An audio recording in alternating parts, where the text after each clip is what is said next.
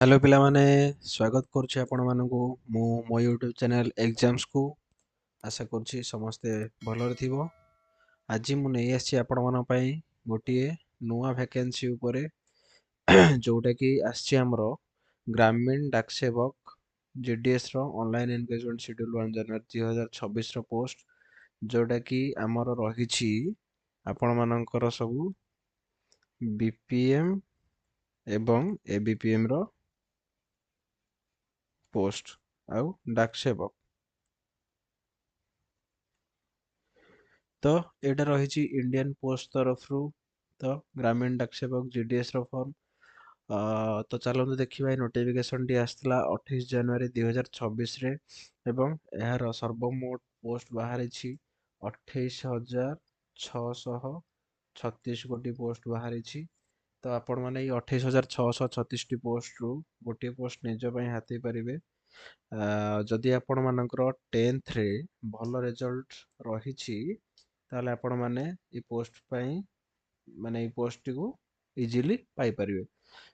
धरि नियंतु आपण मानकर 10th रे रहिथिया दरकार आपणक एरिया को देखिक mark selection mark wise selection हुए मेरिट बाहर जोटा कि मिनिमम तो सबू जगह 90% रो मार्क रखिथिया दरकार। आपण मानक मु एटा कहि डिमोटिवेट करिया चाहिबिनी तथापि गोटे धरि नियंतु 90% 10th रे आनिथिले ही आपण ए पोस्ट को इजीली पाई जिबे बोली सियोर हे परिबे। बुझि पारले तो चलन देखिबा माने पोस्ट टी कोन रहिछि एवं कोन यार प्रोसीजर रहिछि केमिति अप्लाई करिवे आवेदन रो शेष सीमा एवं आवेदन केबेटु स्टार्ट होइछि सब गुडा देखिबा। तो देखि पारथिबे ए पोस्ट टी आछि ब्रांच पोस्ट मास्टर बीपीएम एवं assistant branch post master ABPM रो जोटा ही रहिछि एवं डाकसेवक मध्य एथरे अछि। तो ए पोस्ट को आपण देखि पारथिबे इंडियन पोस्ट रो इंडियन पोस्ट डिपार्टमेंट तरफ आसी पोस्ट रेजिस्ट्रेशन आरंभ हो सारी।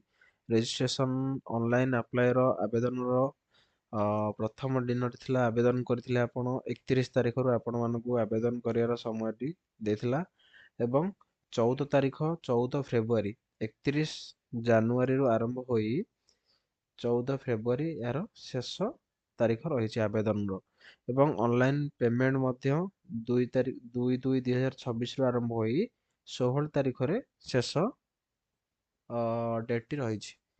तो बुझिपारे तो जल्दी जल्दी आपको आवेदन कर दियंतु आवेदन आरंभ हो सारी 31 तारिख रु एवं 14 फेब्रुआरी जाए आवेदन आपण याकू करि परिबे।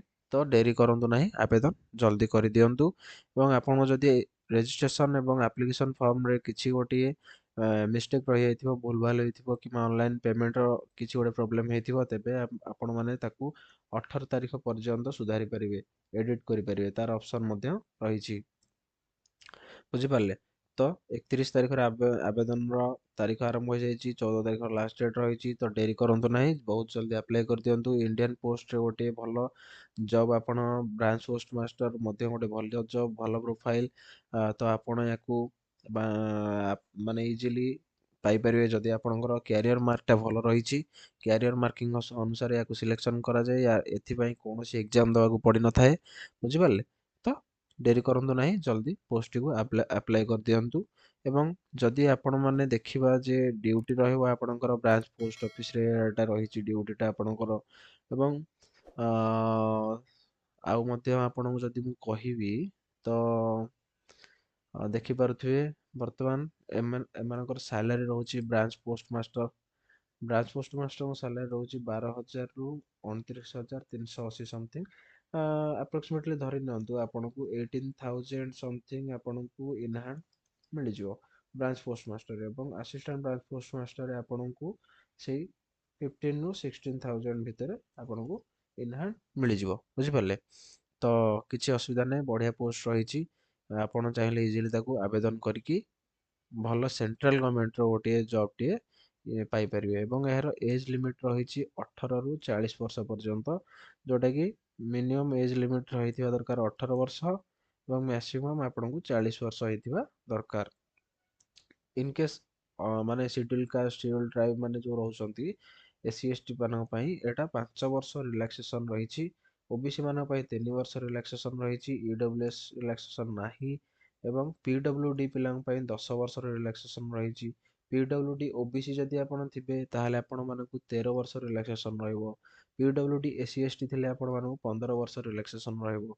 ମାନେ 40 ବର୍ଷ ବାଦ୍ ଆପଣଙ୍କୁ 15 ବର୍ଷ ଏକ୍ସଟ୍ରା ମିଳିବ, 13 ବର୍ଷ ଏକ୍ସଟ୍ରା ମିଳିବ, ଏମିତି ଯେତିକି ସବୁ ରହିଛି ତାର ସବୁ ରିଲାକ୍ସେସନ୍ ଆପଣଙ୍କୁ ମିଳିବ। ତ ଆପଣମାନେ ଚାହିଁଲେ ଯୋଉମାନଙ୍କୁ 40 ବର୍ଷ କ୍ରସ୍ କରିଯାଇଛି SC ST କିମ୍ବା OBC ଅଛନ୍ତି, ତ ଆପଣମାନେ ଚାହିଁଲେ ବି ଆପ୍ଲାଏ କରିପାରିବେ ଆପଣଙ୍କର ଏଜ୍ ରିଲାକ୍ସେସନ୍‌କୁ ଦେଖି। ବୁଝିପାରିଲେ?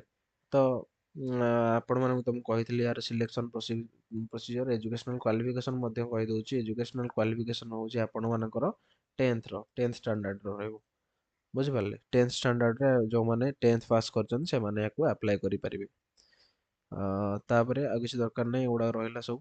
ତ ଭଲ ଭାବରେ ପ୍ରିପାରେସନ୍ କରିବେ, ଭଲ ପୋଷ୍ଟ ପାଇବେ, ସବୁ ଭଲ ରହିବ। କିନ୍ତୁ ତା ପୂର୍ବରୁ ଯଦି ଆପଣଙ୍କର କ୍ୟାରିୟର ମାର୍କିଂଟି ଭଲ ରହିଛି ଏବଂ କ୍ୟାରିୟରରେ ଆପଣ ଗୋଟେ ଭଲ କ୍ୟାରିୟରଟି ରହିଥିଲା, ଫାଷ୍ଟ କ୍ଲାସ୍ କ୍ୟାରିୟର ମଧ୍ୟ ଆପଣ ଯଦି ଥିଲା, ତେବେ ଆପଣ ନିଶ୍ଚିନ୍ତ ଏହି GDSଟିକୁ ଆପ୍ଲାଏ କରନ୍ତୁ ଏବଂ ଗୋଟିଏ GDSର ପୋଷ୍ଟଟିକୁ ଆପ୍ଲାଏ କରି ଆପଣ ନିଜ ଗାଁ ପାଖରେ କି ନିଜ ଏରିଆ ଭିତରେ ଆପଣ ପୋଷ୍ଟଟିକୁ ପାଇପାରିବେ।